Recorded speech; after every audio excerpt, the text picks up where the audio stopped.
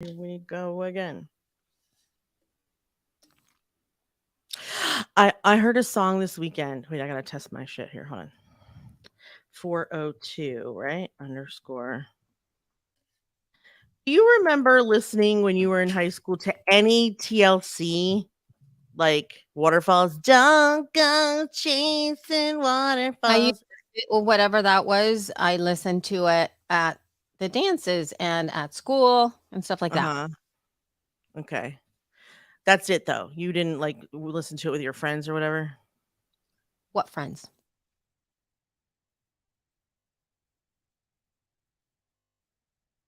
You where did Whatever. you go? There we go. I You this is you dropped out. Your audio dropped out a I little know. I'm bit. trying to fix it. All right, Okay. I think it has it. I think it's because of audition. Okay. All right, let me test. Test, test, test. All right, I'm good. All right, off we go, bros. Oh, so I was in the car and I heard if you need it in the morning or the middle of the night, I ain't too proud to beg. Do you remember that song? If the No. loving is strong and he got it going on and I ain't too proud to beg. Probably when I hear When it, you were yeah. younger? Yeah. Well, I Maybe. haven't heard it in 20 years at least, but I knew every word. Like it was ingrained. It's Oh, don't you love that? Like I yeah, anyway. I do love that, but that's not my experience with those types of No, songs. it's probably not. It's a different type of song. I Like, really like the Camelot soundtrack. Like, what? You know that by heart? It's May, the lusty month of May. Oh, That lovely month when everyone, yeah, I playfully astray. why do you know that? Was it your choice to Because I listen to was that really or obsessed someone's with else? musicals. Like that was what I used to listen to. I used to listen to We musicals when I was we in high school. we lost a watcher when you did that. We had 2 and now we have 1.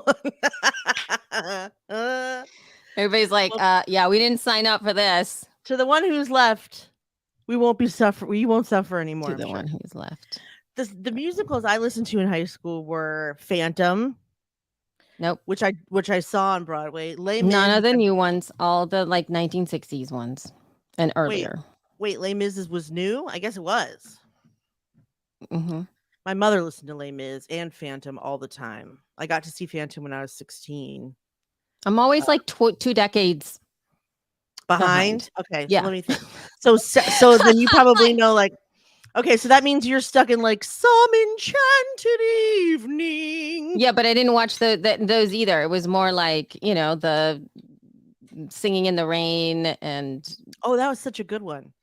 But that that one kind was of stuff. South Pacific. Were you allowed to see Yeah, I South did not Pacific? watch What about South West what West about Side Story yeah, was probably the most like on it common that I one? Mm. yeah. What about, Bye Bye Birdie? Nope. Annie? When it came out in the 80s, Oliver? no. Popeye? Mm. Grease? Yeah. Grease was Grease. my favorite. Grease was my Yeah. favorite too. Yeah. Grease was my favorite. What's So, your yeah. who's your favorite Grease character? Is it Sandy? It's probably It's Sandy. Lizzo. Lizzo's I think we've talked about this before. I'm having deja vu. Yeah. Yeah. I Lizzo's mean, my favorite too. Sandy's fine, but Lizzo as a character, my Yeah, she's God. the best. Yeah, she's such a badass. Yeah. So, And we've now lost the who other wants to watcher. be, I know, but who wants to be like Sandra Sandy? D? Like, I Nobody. never was like, I want to be her. Like, I never looked at her and was like, I want to be her. No, I didn't. I actually kind of wanted to be Lizzo. Marty Maraschino because she was kind of hot and Oh, she she was was always flirting with. like, Yeah, she's kind of hot and she's flirting with Vince Fontaine yeah. during the dance. And With she's her always boobs out. with her Yeah, boobs out. yeah. She's like, "Hi, Vince." Yeah.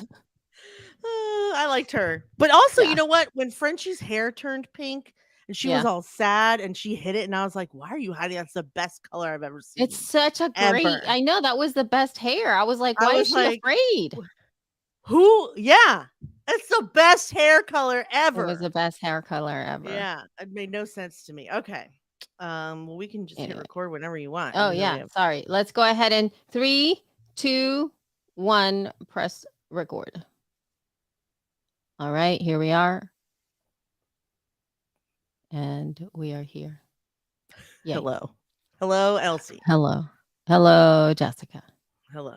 Hello, hello, hello. Okay. Hello, hello, hello. I guess we'll just start because why not? Cause why not? That's not Okay. that's not That was pretty good actually, but random. Okay. Hello everyone. Welcome to episode 402 of the She Podcasts podcast. I am your co-host Jessica Kupferman. With me as always, the lovely Elsie Escobar, who I think is wearing, is that a SpongeBob t-shirt? No, it's not. But that's It's SpongeBob from my font though. one of my favorite podcast upgrade. Ooh, it's very nice. Dongletown, USA. Thunderbolt Dock. Did you say Dongletown? Yeah. I love that. Have you ever been to Intercourse, Pennsylvania? I have no, I have not.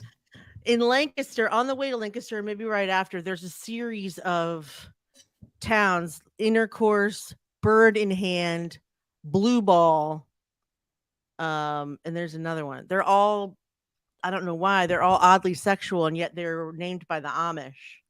So it's weird. But yeah, Intercourse, I assume, means the intercourse of two roads, but it's Intercourse, Pennsylvania.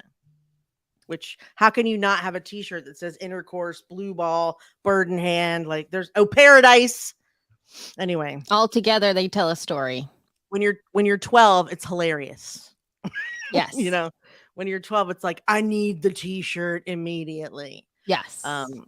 Anyway, I was just curious. Okay, well, let's get started. We have something fun to talk about with you guys today, a new social media app. Can you believe it? I cannot believe it. I'm having a hard time believing it. Well, listen, it has gotten now by the time when this comes out, I don't know how many people are going to be on it, but as of now, there's over 100 million. So it's not a small, over 100 million. It is small if you consider that there's 6 billion people in the world. Well, yeah, but not in terms of social media. Like how many people are on I think 6 million. Facebook? No. 6 no. I can't remember. How many people are on Facebook? 2.95 billion. I knew users. it was all right. Yeah, so 1/3 of the world. Yes, billion. Wait, 2.9 is actually half. Half of the planet. 2.95 billion. So yeah, 100 million is like, but it's in 5 days. Far. I know, in 5 days. Is that the fastest growing? Yes. Is it faster than Twitter grew? Because that was the fastest. Yes, because I don't think for sure. For sure. When it first started, it grew like at an alarming rate. Yeah, but not to 100 million. Yeah, I guess that's true. I mean, it's neat in some ways and not. You haven't even mentioned what it is, though. I did. I said it's a new social media app called Threads, and then we started talking about how many people. I missed the called Threads part. So yes, it's called Threads. Go ahead. I know Elsie wants to tell you all about it. Okay, Jenny says the world population is 8 billion. Oh, sorry. Thank you. I'm glad I know that. Okay, so 3 is like a little under half then. All right, thank you very much. That's pretty amazing because that's like a lot. It is. So yeah, so Instagram has come out with a new social media channel / app. Meta has. Right. Meta has. It's a Meta. It's under the Meta umbrella. Mm-hmm. And it is basically a Twitter replica where, they encourage you to do the type of message threading that most people do on Twitter. So it's like now kind of like a refreshed Twitter, but without all the drama, chaos, politics, anger, and Elon. And yeah, without what is the latest of Elon? The latest is the whole, he wants to have a dick measuring contest. Like, not even joking. He literally said that. I didn't see that, but I am amused by that because it's always funny when engineers want to have a dick measuring contest. And he literally said those words. Like he wanted to measure his dick with Zuck.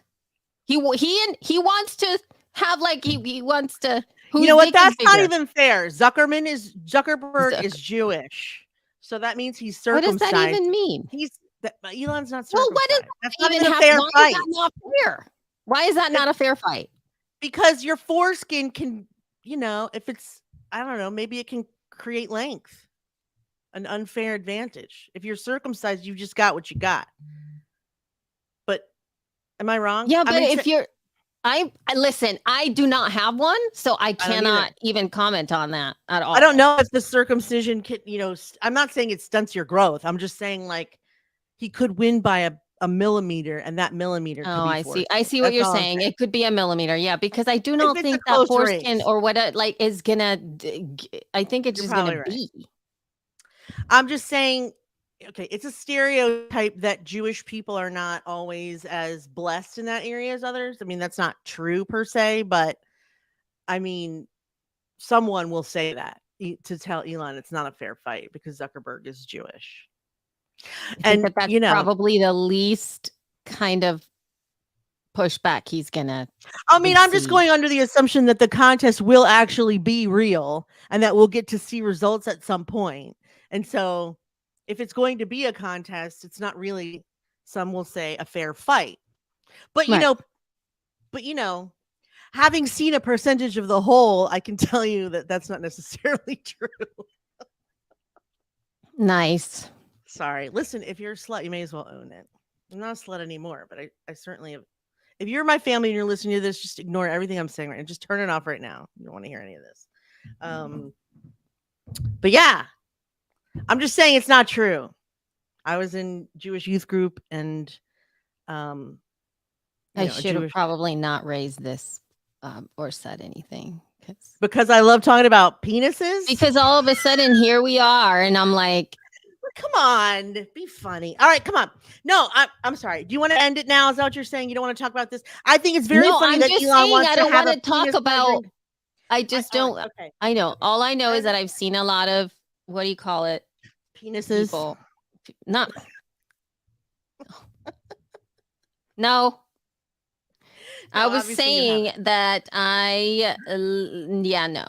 that it was just, it's all over the place, and it just seems so bizarre. Although it was just a screenshot, people are sharing screenshots, and and you never know if some screenshots can be doctored, but it seemed kind of like, what? I have a question. Is it more or less worse than when Donald Trump got mad because people were assuming that his hands were small and therefore his penis was also small? Because I found that tweet stuff about it. He tweeted about it. He said something about it during his speech. He was like, "Don't worry, everything's all set in that department." He like talked about it, like on the campaign trail.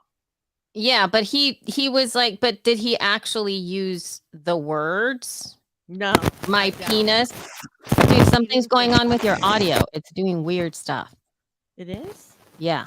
Let me make sure it's all set up here. Hold on. Okay. There's a lot of like static. Oh yeah, you were telling me that yesterday. Hold on. Is that better? Hello. Can you hear Hello. Me? I can hear you. I can hear you. Yeah. Is that better? Yes. It stopped all of that, whatever that was. There was a button pushed. I guess shouldn't have been pushed. Okay. This is good. Oh, Emily says it's like podcasters pulling out their stats to compare. Yes, only it's penises though, Emily. Yes. No, but he literally said, I mean, in the screenshot itself, mind you, it's a screenshot. Okay. I want to see it. I'm gonna look and it says, he says, Zuck is a cuck, as in C-U-C-K. Zuck is a cuck. And then underneath that, it says, I propose a literal dick measuring contest. Oh, that's what he said. Men don't do that unless A, they're enormously confident, and or B, they are trying to irritate someone. He's obviously trying to irritate Zuck, who is probably way too much of I'm hoping of a professional to do that. Hi, I miss you too, but I can't tell who you are. But I miss you. Hi. I don't. It just says Facebook user. I'm sorry. But yeah, I mean, you wouldn't do that, right? Unless you were like enormous and or But you're then pissing what is off the that other going to get person. you? But see, that's the thing. It's like I really honestly don't understand like the mentality of even putting like I could understand you hanging out with your buddies and like saying something like that with your buddies like that, but not writing it on a social network where you are the or were the CEO and owner. Oh, And that's go the ahead. part. Sorry. That's the part that I don't understand. So, It's because Melissa. Hi, it's Melissa. I miss Melissa. you. Sorry. Oh, so sweet. I guess what Anyway, I'm saying is I think Elon is trying to do the Donald Trump form of publicity, which is like say the weirdest and most outrageous possible thing so that people keep talking about you. Because if he shut his mouth for one day, people would just fucking forget about him and go about their lives. But we can't do that when he's challenging people to a duck measuring. Let's just say that a duck measuring a duck contest. measuring contest, correct. You can't do And that. it just seems so bizarre to me. Could you imagine it's like you're having a fight or somebody's winning, like somebody's winning in a business meeting, right? Somebody else, it's like your competitors are in the meeting with you and they're obviously doing much better than you and they're growing at a very large amount of time and they're and then there you go like come on let's go ahead and measure our Yeah. dicks. How is that gonna win? Like how is that gonna He has a new app and he's a billionaire. So I know, let's challenge him to a dick measuring contest. That's so stupid. I know the mindset there is immature, which we already knew he was, yes and crazy. yeah And also I feel like women, for all of our like comparison issues and body shaming, like we don't go like, she's so much better than me because she has big boobs. Now, granted, I don't have small boobs. So maybe we do that and I don't know. But I've never looked at anyone and been like, her boobs are so let's much better measure than our mine. boobs. Could you Yeah. imagine? I mean, but it just seems like how like come on now. Like What? let's measure let's Our measure vaginas. our vagina. Let's see what the only comparison is what's the biggest thing you can put in there. That's the only way. And once you've had children, no, there's no contest to be had. I've given birth to a person. Fucking come at me. Come at me, bro. God. Come at me, bro. I'll put whatever you want in there. Someone came out of there, a person.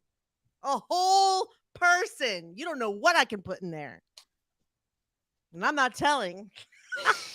Oh my God. Can you imagine that? No, but I mean, women would never, even if we are competitive with one another, it's never really. I'm not. I can't speak for teenagers. But what are you gonna do? Really about looks, though. At least at my age, it's really more about like how much more success the person has, or how much easier their life is. That's what I compare. It's like how much easier is your life than mine? Not yeah, like but I don't are think your I've ever boobs big even enough? seen. I don't think I've ever actually even seen that. Like even in younger, like let's say young, like in terms of I guess fighting or being petty with your female friends or something when you were a teenager. Like I didn't let's measure like I can't even imagine like what but we did say things like, I can't believe he's with her. She is so fucking ugly.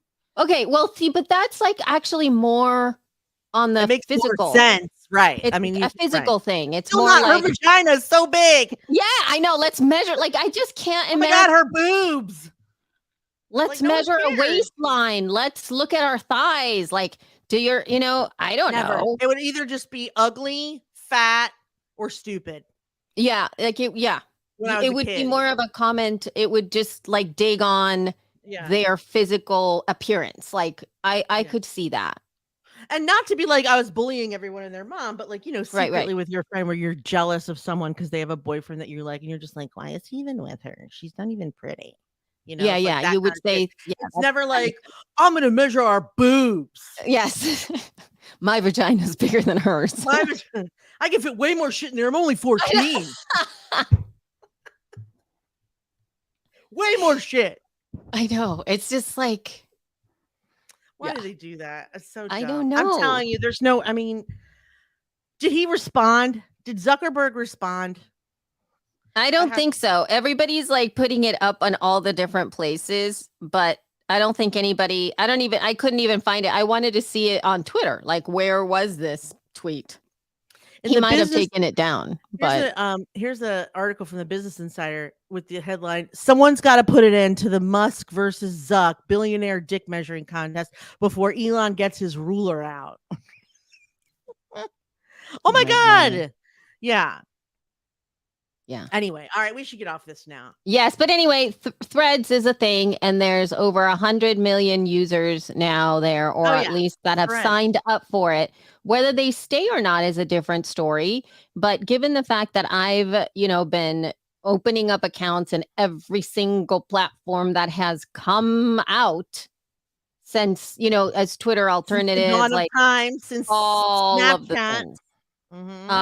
Ever since that happened, this is probably the one that I think the reason that it's kept me in it is because there was a very marked difference between my Twitter following and what I did on Twitter and what I did on Instagram. Like, there's completely separate things and how I behaved, and the curation of people that I consumed on Instagram was very different than the one that's on Twitter. Like, I very rarely follow the same people on both platforms. I just did that, right? It was a different experience. And so when I went into Instagram, the curation that I had done in my Instagram account really paid off. Like, it's so much like, as a whole, the people that I follow have, for the most part, translated very well into feeds and into like a written text. And I've never really connected with a lot of these people via tweet fashion, if you will. Like, on Twitter, I know those people only through Twitter a lot of times.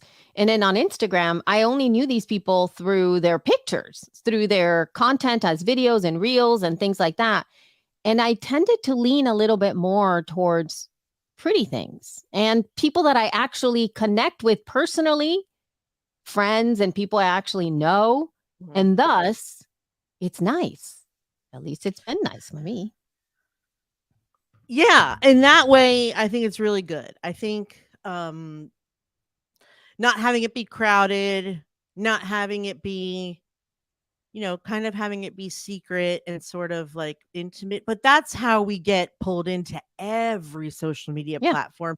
And then within a couple days, and I mean, someone told me they already saw fucking Amy Porterfield, like, I'm running a class on how to use I had to mute. I already muted, but that's the thing. Like, I started like, I saw her come up through my feed because I do follow her on Instagram, and I immediately muted her. I think I unfollowed her. Yeah, because it's like, you don't have a fucking class and a strategy. You've been on it the same time as the rest of us. Not just you and not just Amy, but like, just shut up and let us enjoy it for 5 fucking minutes before you start telling everybody what to do. I saw a meme this morning that had a hand, like looking like they were trying to like decide which bomb to put off, but instead it said AI expertise, Threads expertise. And it's like digital marketers are like, which one am I? Which one am I? Like, take it easy. Yeah, because it's a little bit harder. And like, Jenny makes a point here. She says, same, and my Insta is private, and I had to start a new one to have it linked to my Threads. And that's something to think about, because it's like, I also have like a Finsta, right? That I use, because again, it's very highly curated for my own. It's a relaxing experience of me when I go of my feed, right? I don't go there to do anything other than to consume content, like literally. And I'm not going to connect that to Threads because it's my private little area, my private little space. And I just want it to stay as it is because I like that freedom. And so I can see how that could be challenging.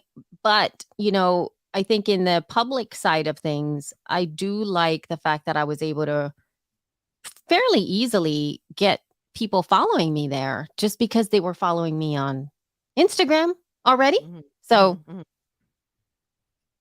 I don't know. That was good for me anyway. Yeah, But it's good yeah. for now, but I'm having conversations with the same people that I used to have when TikTok first started, and now I can't see them anymore because there's so many infiltrators. So I also find that like I don't really know what I want to say on there. Like I see what the strategy is supposed to be, but The I don't strategy for like I don't think there is a like you know what would work the same way that you do what you do on Facebook. Facebook. That's where Yeah. you what you do on Facebook. You obviously just want like interaction, conversation, Yeah. participation, and there are various ways to do that, which I already do on Facebook, and it's been really good for like 12 years. So Right. If you don't 15 like, I maybe. mean, I think Not that that I don't part like it. It's just that like I'm running out of shit to say on all these platforms. That's all.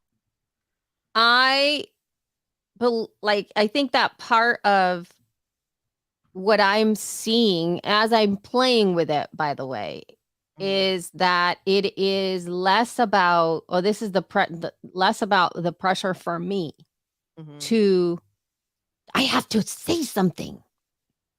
I have to be funny. I have to be interesting. I have to be, it's less about that. And it's more about me reading everybody else's stuff and commenting on their stuff. Like it's so much, Yeah, it's that versus a lot of that.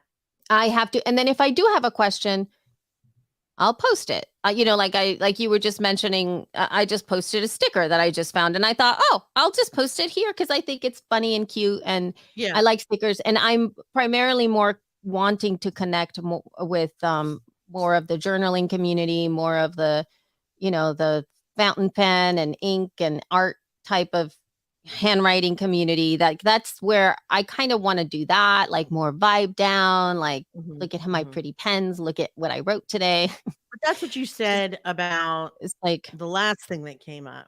You were going to use for that. I don't remember what it was. well, it was Mastodon, but unfortunately in Mastodon, that Mastodon. community is not really there, right? So that's the thing. It's like this is Right. when that community came. Like the journaling community thrives on Instagram. That's where they And are. Twitter.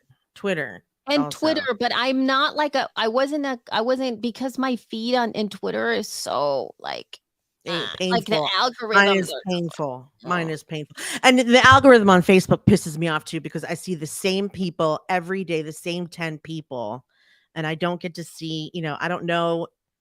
I know my stuff is being seen by the same 10 people because those are the same people that comment every time, and it annoys me because it's all broken. It was just remember when you could just log in and whenever someone put something, it was just at the top of the page and that was it?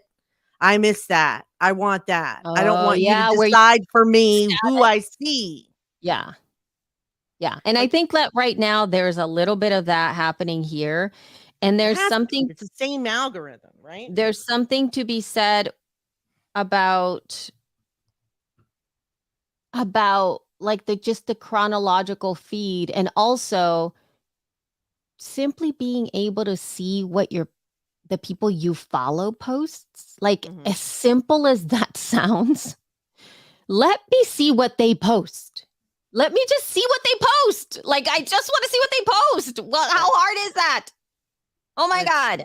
hard, I guess. I don't know why. I don't know why. But and she says, okay, the Twitter algorithms really hammered all the repro content. So many repro Mm, people and orgs. Yes, exactly. really struggle. And I think that's I mean I'm so that's sick of that. absolutely true. It's all of those algorithms are being just trashed in so many different ways. They're just not helpful. You think you're being helpful by showing us more of what we interact with, but we want and crave and need variety. And you can't get that if an algorithm is thinking for you. Like, don't think for me. I like when you could choose who are your favorite, but it was still only like 10 or 15 people. Like, I want to choose 100 people that I see more than everybody else. At Mhm. least 100, maybe 200. And then everybody else can either fade into the background. I mean, or I guess you unfollow them. Have you ever gone through and done an enormous Facebook unfollow? No, I started to, and then Mhm. it was going to take too long. Like it was like Yeah. there's better things I could be doing with my time than sitting Yeah. here and manually unfollowing people. Although I have occasionally when I walk into that platform and I happen to, because I very rarely go on Facebook, Hmm. like I know. almost at all. And so when I do check it and the app opens up and a couple of the first posts are from people I don't know, like I'm like, why is this here? I immediately unfollow them because I Right. don't know who they are. It's a good way. A I'm good like, way to fix your algorithm is to hide the shit just hide the people you don't want to see. And actually, they're starting to ask, do you want more of this person or less of this I person? saw, But I don't necessarily want more uh, or less of that person. I just want neither more do I. people, just different I don't, people, right? yeah, Like I don't. It's nothing against them. I just yeah. don't want the same people every time. But one way I've done it is over the years when it's my birthday and random people I don't know wish me happy birthday, I unfollow them. So mean.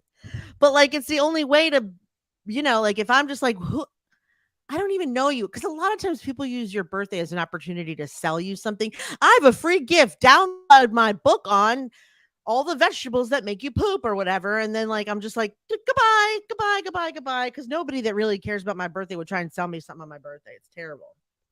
Yeah, that's a no. It's a good way to unfollow people for sure. That is a no. Yeah, I don't. Yeah, I don't. Mm. But I mean, Right? I've been enjoying Threads. But the other thing that is happening, at Yeah. least at the time of this recording, too, is that I'm already you bored with it. can't. You have to use Threads on a device. Meaning on Yeah. either an iPhone or an iPad. You can use that. And at the time of this recording, also you cannot switch between profiles, which I think for me it's fundamental to be able to do Mhm. that, to be able to Mhm. just switch from this profile to another. So right now I have my personal stuff on my phone and I have the lips and stuff on my iPad. That And makes sense. it's kind of, but it's annoying because then you have to like, I got to remember who what account it is and you can't. So that's a little bit on the annoying side. I can understand that friction is obviously a good thing, but I think for most humans, it's not a big deal. But people who actually work on social or have to manage things, it's a little bit Yeah. of a pain. Yeah. I'd be Yeah. curious how our social team is going to handle that, given what I just shared with you, because you can't, I think, as far as I know right now, you have to sign out. I haven't signed out, but you have to sign out and sign in as the other person if you want it on the device. Okay. So, yeah, there's Yeah, I don't know how they're gonna do it, but they did it's a ask me to little. create one for She Podcast, so I did. Maybe they're gonna live tweet it, like, just do it You on their have phone. to there's no scheduling. You have to manually do it. Mind you, if they've been posting on Instagram or TikTok, I'm sure they're used to it because with those two platforms, it's been very recent that they've been added to social media management systems like, Buffer and Agora Pulse and all Yeah, of right, those things just started to get TikTok and Instagram within I mean, relatively speaking, just as in the past couple of years or so, because you couldn't do that before. right, You had to do everything manual. So, right. I Um, mean, yeah, I guess we'll wait and see. So far, I'm just bored. I already see what these people say on every other thing. So, like, I don't I feel the need actually to haven't. You haven't been bored with it yet? I'm bored with it. That's just me, though, I guess. No, I haven't been bored with it. And but the thing is this, it's like that's the reason I'm not bored with it is because it's not the same people. That's what I'm saying. Like Kind I'm of. I'm kind of not wanting to engage too much with like the podcasting people, like at all. Like I'm serious. But Like I know, but I don't want that. I Hi, know. Patrick. Hi, And so I'm Patrick. not engaging with the podcasting people. I don't feel like I need to be engaging. Like that's like I don't want that. And then I don't at all. When you first sign up, you have all these friend requests, and I had a hard time believing they were real. Like people don't just see you log in and just all. I mean, is there something that automatically, like, if I you're never got any connected, friend requests. you haven't looked to see under the heart if you have friend requests? I didn't have any friend requests. You do. It's like everyone on your Instagram. It says confirm Confirm request. Confirm I didn't request. I didn't have to confirm anyone. How many followers do you have? 500 something.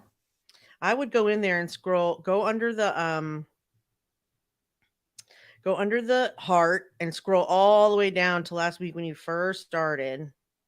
I think that might have been I saw some comments in there from This. people who were You never saw accepting. this? No, I saw that there were some of that happening, and then there was that wasn't happening for everybody. So I think It's it might also have been a little getting bit of a bug. yeah, maybe. But yeah, I have 429 followers, and it's mostly because I said yes to those requests. Yeah, I never was asked to say because it was just public. So I think that there was a little bit of a something in there that was a glitch. And I did see people, because some people are like going, I don't want to be approving everybody. And then some other people are like, I never had that. I mean, but also I'm following 500 people that I don't recall following. They just kind of like have you follow whoever it is. That's not my think experience. is also annoying.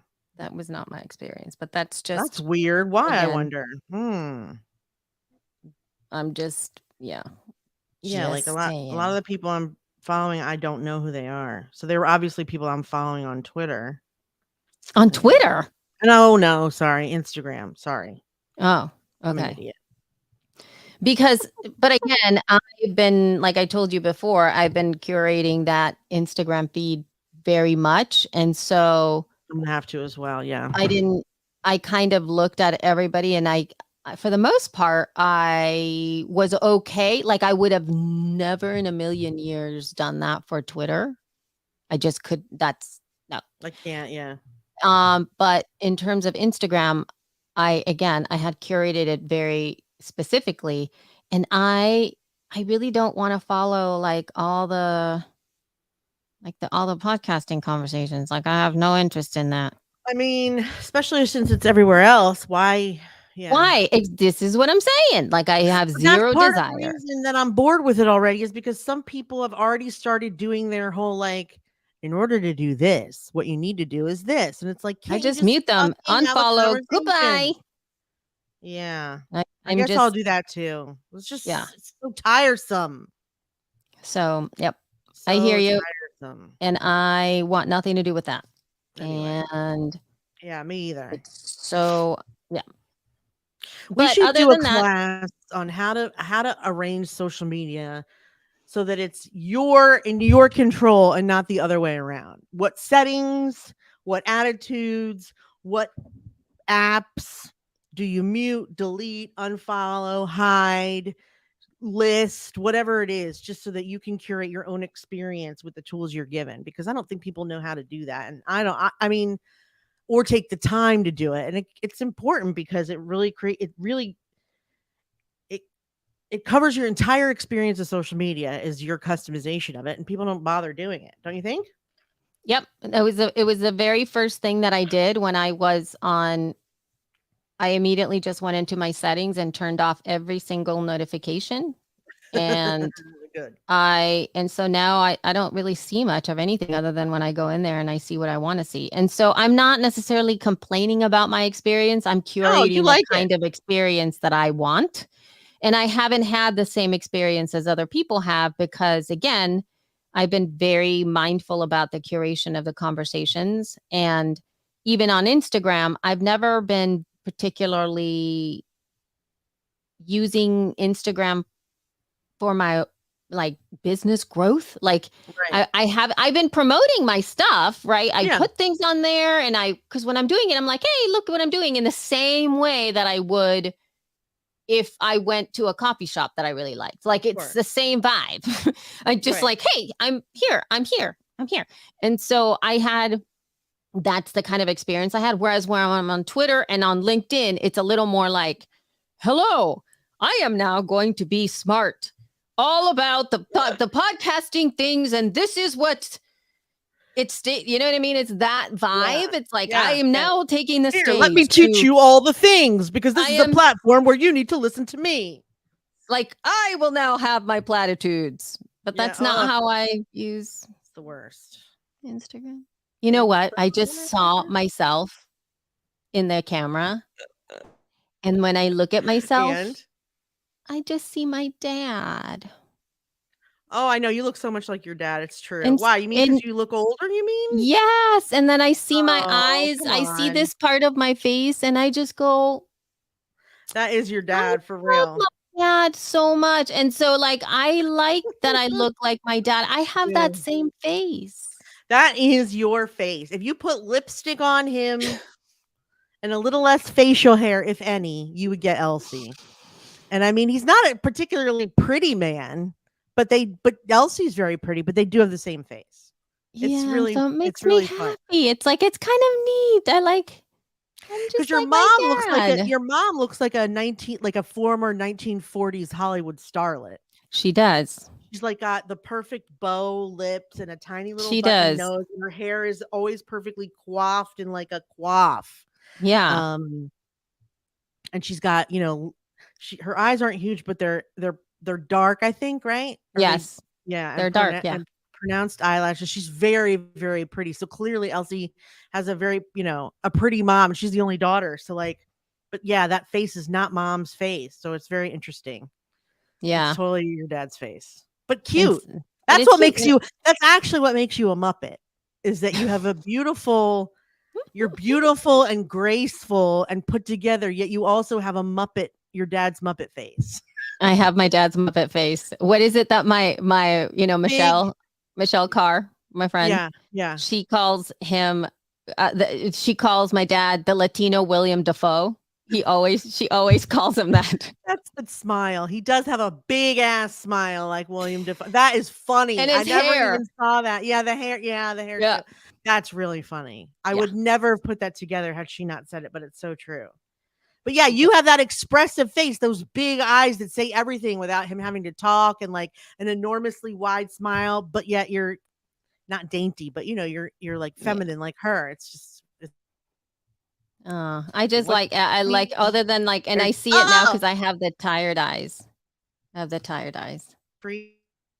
But anywho, did Yeah, you I so got you. shall we so one of the Okay, so things did we that want has to talk been about are we done with threads now? Can we move let's on start. and I'm just gonna let you start touch kaigi. on We're done with threads. I want you to get into kaigi, and yeah, I'll be right back. I have to excuse myself for 2 seconds. I'll be right back though. So you start to tell him yes. about kaigi, or do you Okay. want to wait for me to come back? Yes. No. I will start the Okay, process of this. So folks, at the end of okay, I'll be right there. most of the okay.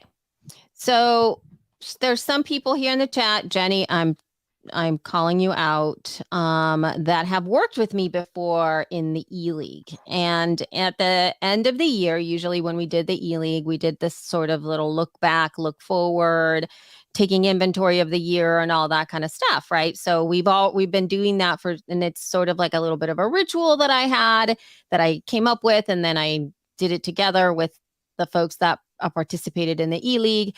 And then I got very into the journaling community and all of the stationery community and all of that stuff. And then I started to see that there's similar behaviors from that entire community that are kind of like kicked off by planner season, which actually begins in September, which is when all the new planners come in, and then everybody starts going like, oh my God, what am I going to use? Blah, blah, blah.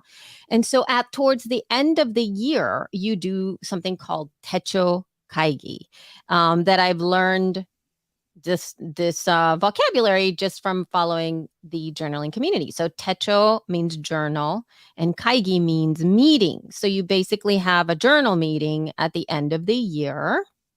And what does that mean? It means you look at your journals, you see like what you've done, how you've used them, and then you make adjustments based on your behavior of the year. And you say like, oh my gosh, I really love this one, but I didn't really pick it up as much. Oh, I didn't know that I was going to love using this one so much. So this one's going to stay for next year, I'm going to get the new one that's this, right? So that is what the journaling community does. And everybody, it gets really into it because they all make videos about it. They do live streams about it where they go so deep into why this worked, why this didn't work. And I am obsessed with every one of those videos. So this year, it's the first time that I've seen mid-year techo kaigi come up, and I'm here for it. And so I've already done my own personal techo kaigi with my journals, but I thought, I really last year at the end of I'm going to switch the thing.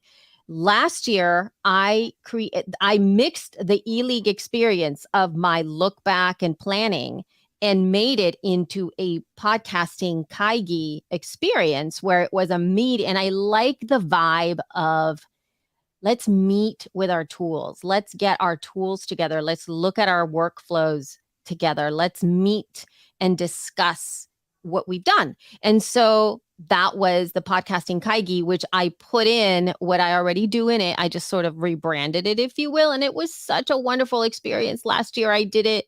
And it was great. It was like a 3-part sort of teaching experience. I believe it was a day. We did one day of 3 sessions, the whole day for the meeting.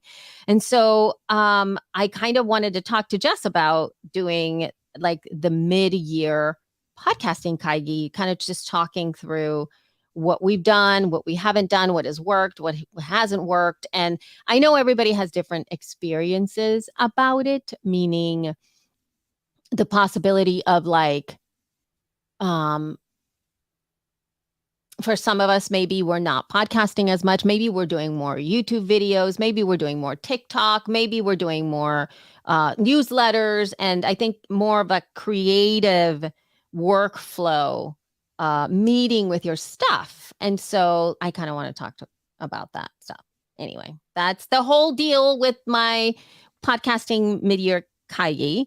Now, when it comes to what I've noticed this year is that there's been an element of me being not really knowing in terms of promotion what's really working out there in the space to drive audience. And one thing that I do know in looking at my own behavior as a consumer, as well as a producer, trying to get more ears onto my work, is that there for sure is another layer now, which is not the ears and it's the eyes. So the eyes, the visual component of audio podcasting has really stepped forward.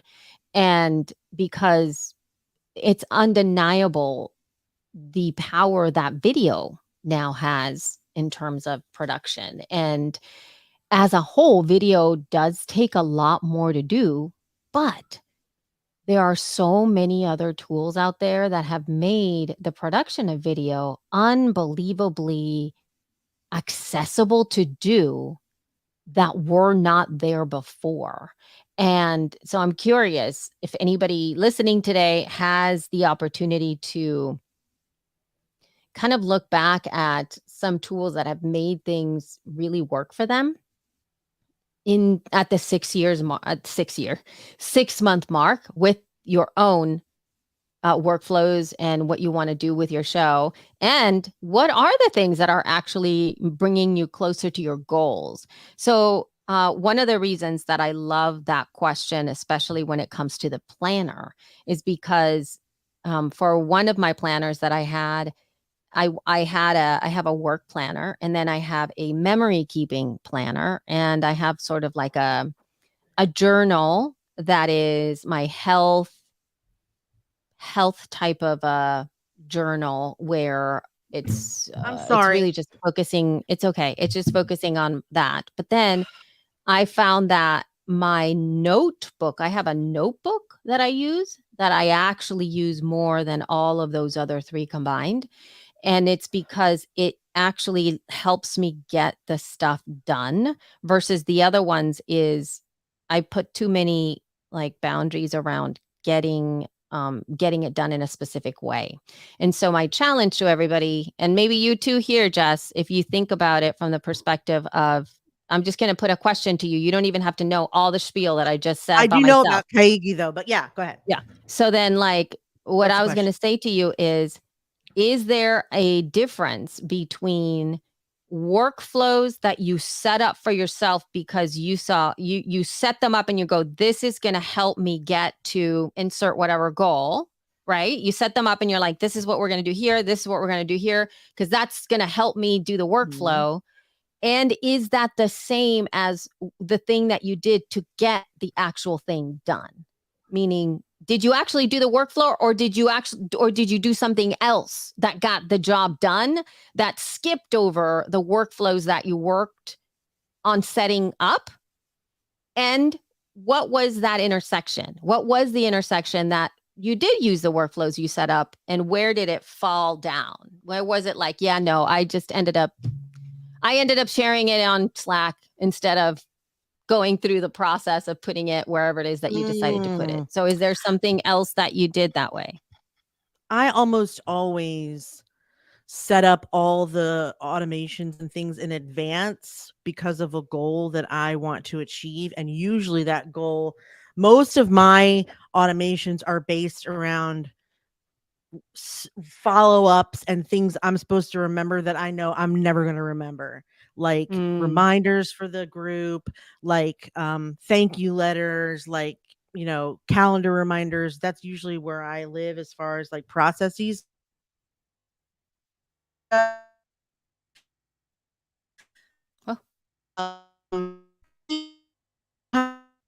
designated to organize my stuff. I almost always don't use.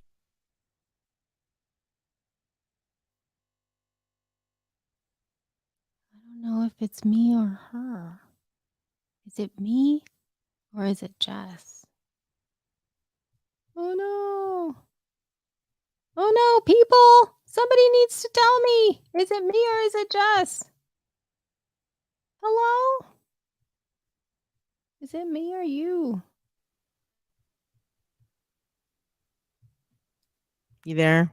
Oh no. My internet is I didn't know if off. it was me or you. No, it's me. It's me. you. It was you? Oh, it's Jess. Okay. It's Jess. Still me. Okay. Yeah. Oh, so what I was saying is like most of my automations come from me knowing it's from me not trusting myself, which is interesting because I've literally never thought about this, but I almost always make an automation based on like, am I going to be able to do this? If not, automate. The other thing is like, anytime I want to use a project management system, I always don't use it. I end up doing it in Slack. I almost use Slack. I mean, I'd like to be able to just project manage in Slack if I could figure that out. But the problem is you could project manage in almost anything. It's learning how to do it that stymies me. So I will say that when I recorded my first show, Lady Business Radio, I distinctly remember I was always scheduling time to do the show notes. And I would always put it off until Sunday night. So finally, I just started scheduling it on Sunday night. But like a bunch of different areas in my schedule. I tried Tuesdays, I tried Thursdays, I tried right after the show, I tried right before the show. I always ended up doing it Sunday night. So it's shit like that where you're just like, okay, so I'll just do it Sunday night then, right? Yeah. That's like, I think that's one of the things that I wanted to look at. I think that there's a wonderful balance in actually getting things done where you can make a plan and be very clear, and you have a strategy of what it is that you want to do, and then you strategically think through how you're going to get it done, and you do it, right? You have it outlined. Right. And then there's your actual behavior to engage with that process. And now, in doing all of this work that I've done in the past, I start to see that the place that sweet spot is, what's the thing that actually got you to get the stuff done? Right. And what's the framework? And does that line up? And that intersection part, that's the part that's going to work. That's the part that you got to amplify. That's the part that you need to not let go of and think that something else is going to fix it, because that's what I've been noticing in terms of my ability to get things done, at least through my journaling and all of the things that I do. And what happens really when push comes to shove? What's the thing that stays? And giving yourself the permission to kind of step away from it and not feel like you can't do it. Like when we're really busy, there's no time to be adding shit inside of a system and be like, here's the thing, and typing it all in and typing the next thing and typing the next thing. Like, even if you're working with a team, that sometimes when you just need to get things done, sometimes it ends up being like a Slack message and be like, I really need this video tomorrow, please. Here's the thing, that's sorry, anything. Yeah. So yeah, that ends up being the thing that works more than anything else, more than Notion, more than whatever the fuck else, Airtable. And like, I don't know how people do to-dos and requests in anything other than a direct request. I can't seem to get past the direct request. I want to talk to the person and I want them to see that I've asked them something and respond. I don't want to go and look at a separate location to talk to them when I already have Slack, I guess. I think that part of it is that you just have to keep tally. Because I was just thinking about adding another process, like, because at least from what I've learned with Libsyn and having the ability to have a lot of people create content and knowing that your requests for output are only one request for output that they're getting. So you have to be very mindful. Like, I'm just thinking about Brian, who is our video editor for Libsyn, where if I decide, oh, you know what, I want to do this for the feed, like, I need you to do this, like, I have to be, he would absolutely do it. Like, if I just send stuff via Slack, he's going to do it because it's that trigger point, right? But I also have to be mindful to be able to put it in our system, because if not, then Sarah's going to look at it and go, oh, Brian's not doing much. I'm going to ask him to do these other things. And then he's going to end up with like all these videos that he has to work on, you know? And so that's the balance that I have to figure out. And in my ADHD brain, what ends up happening is I just step back and go like, oh, okay, fine, I'll do it myself. You know what, Elsie? I don't know if this is going to be helpful information for you, but a long time ago, I was watching Larry David's Curb Your Enthusiasm. It was like one of the first couple episodes. And he said, someone told him he owed someone an apology. And he goes, it's all I do is apologize. All I do is apologize. I'll go apologize. You won't see me not apologizing. I will apologize for everything.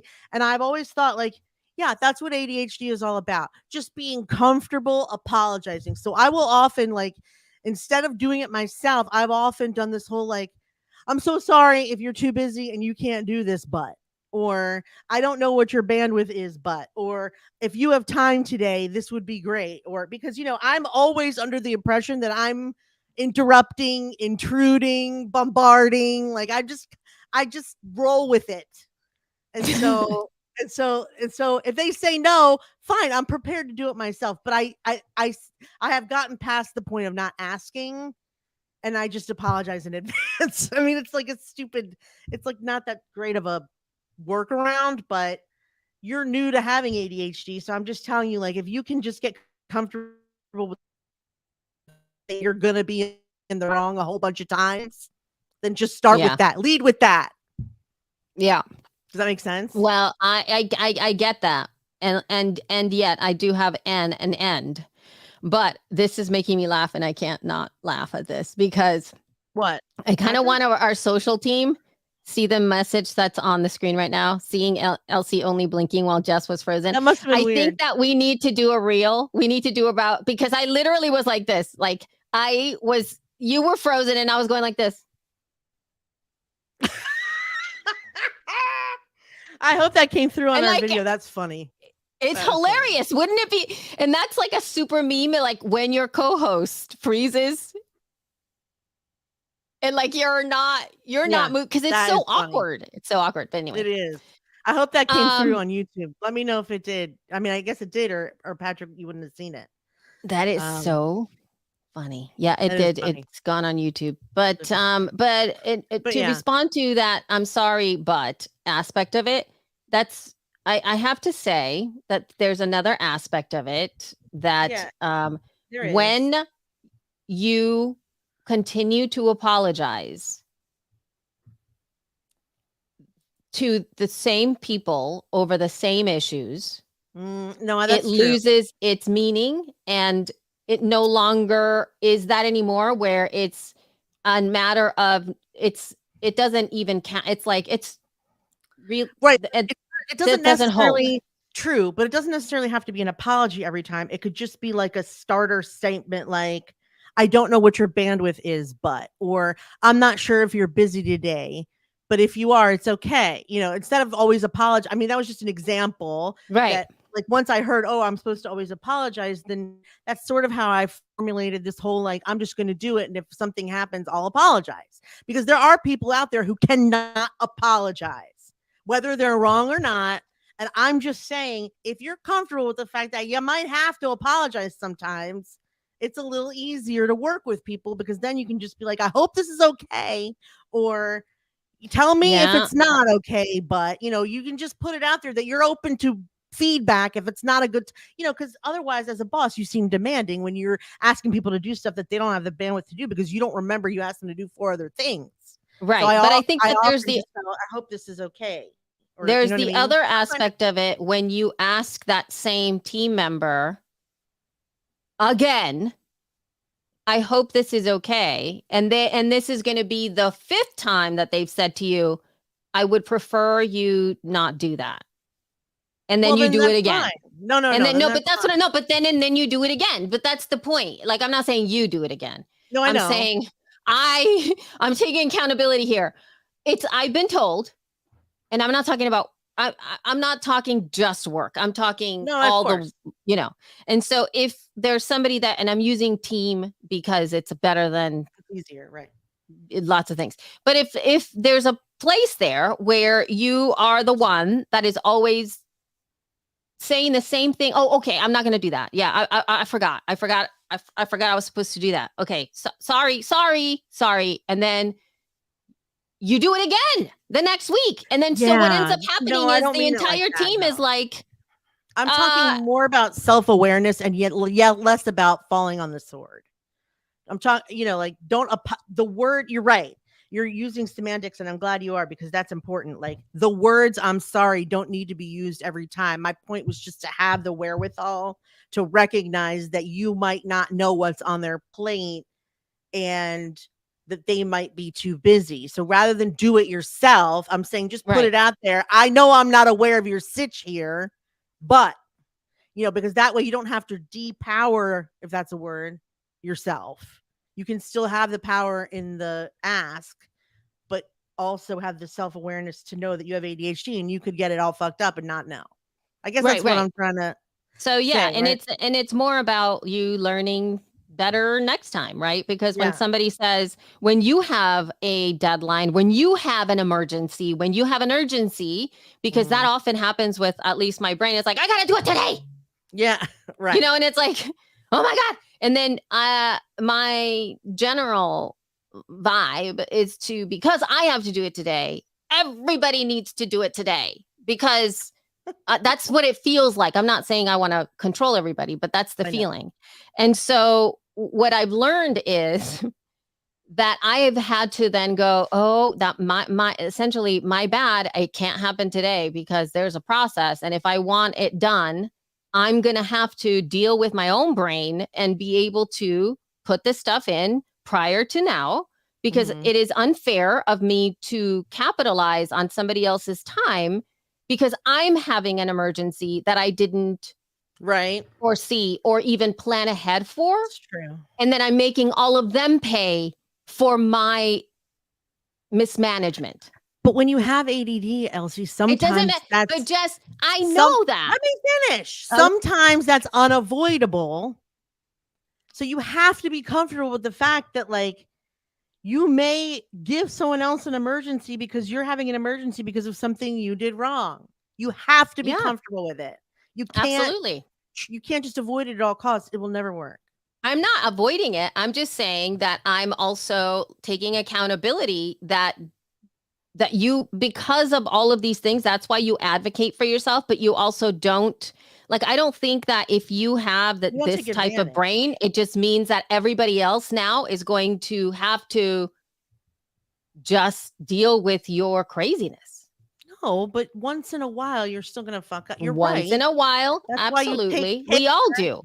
take as much care as you can not to fuck up, but it's still not because you're human, but more so because your attention because your attention could be elsewhere. You're more so prone to screwing it up anyway. I'm just saying, like, once you're comfortable with the fact that you screw up more than most people, everything else is easier to navigate because you're not constantly going out of your way to not inconvenience people. You can just let that And this go. is true. This is yes. For when you nail, that's the thing. That's the you can just let it go and move ahead, because there's a lot of like procrastination, overwhelm, and and freezing that you do when you're worried that you're going to inconvenience other people. You freeze. Exactly. Yes. That's not good for, progress. That is true. Yeah. But yeah, alas, that was interesting. That was an interesting conversation. But alas, we have to go because it's 2:00. It's time. It's time. So everyone, tell us what you think about today's show. What do you think about kaigi? Tell us what you think about having ADD and apologizing. Kaigi? Why do I say kaigi? I don't know why. Anyway, tell us what you think about Threads. I'd love to know what you think about Threads. Find us on Facebook, Instagram, Twitter, Pinterest, and TikTok at She Podcast, or email us feedback@shepodcast.com. You can also see all of the show notes and links for today's episode at shepodcast.com. And what else? See you on Threads. Woo-hoo! Maybe. Link in the show notes. Link in the show notes. Have a wonderful week. We will see you next time. Thank you so much for being here. Thank you for listening. Thank you for watching. Love you. Mean it. See ya. Mwah. Mwah. All right, let me hit stop. Oh yeah, and stop here too. And save. And all of the things. Thank you guys for real. Yeah, Thank Patrick, if you want to send us an email and ask us about something, that's fine. Totally do it. I'll let you know what we think. And I'm gonna go now because I'm not feeling well. That's why I keep having to get up. So I'm sorry, dude. Sorry. Yes. I have to have people come over my house, and I'm. Ooh, good luck with that. Thank you. Have fun with that. Thanks, dude. See you guys. Thank you. Bye. Bye, honey. La la la. Are we leaving?